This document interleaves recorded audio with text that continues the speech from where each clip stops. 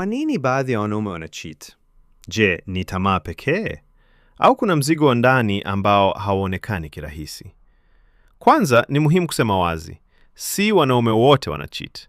Lakini katika uchambuzi wa saikolojia ya mahusiano, kuna mifumo inayojirudia mara kwa mara. Wanaume wengi hukuzwa katika mazingira yanayowaweka kwenye nafasi ya mtoa huduma na mhimili wa familia. Wanatarajiwa wawe imara, wasilalamike, wasionyeshe udhaifu na wabebe majukumu ya kifedha na kijamii. Shinikizo hili linaweza kuunda msongo wa kimya kimya unaojengwa kwa muda. Katika hali hiyo, baadhi yao hutafuta uthibitisho wa thamani binafsi. Si lazima iwe kuhusu ngono pekee, bali kuhusu kuhisi kuthaminiwa, kuonekana au kupongezwa.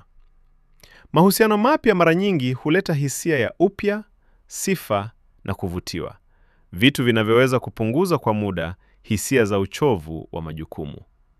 Kisaikolojia, hili linaweza kuhusiana na kujithamini kunakotegemea mafanikio, performance-based self-worth. Thamani ya mtu inapojengwa juu ya mafanikio na uwezo wa kutoa, kushuka kwa mafanikio au kukosa shukrani kunaweza kutikisa utambulisho wake. Pia kuna swala la uchovu wa kihisia. Baadhi ya wanaume hawajafundishwa kuelezea hisia au kuomba msaada. Wanapokosa nafasi salama ya kuzungumza hofu, presha au kushindwa kwao, wanaweza kutafuta mahali pa kupumua nje ya uhusiano. Si kama suluhisho la kweli, bali kama njia ya muda ya kupata utulivu wa akili. Hii haimaanishi kuwa tabia hiyo ni sahihi. Inaeleza tu kwamba wakati mwingine usaliti unatokana na kutoridhika kwa ndani, hitaji la kuthaminiwa, au kutafuta amani ya muda katika mazingira yanayohisi kuwa ya shinikizo kubwa.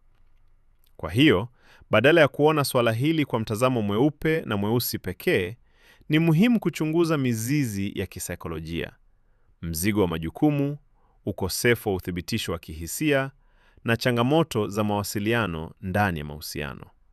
Lakini mwisho wa siku, uwajibikaji binafsi unabaki kuwa msingi.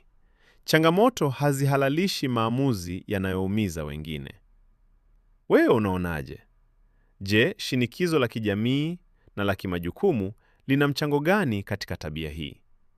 Hii ni Maisha Classroom. Tunachambua maisha kwa mtazamo wa saikolojia.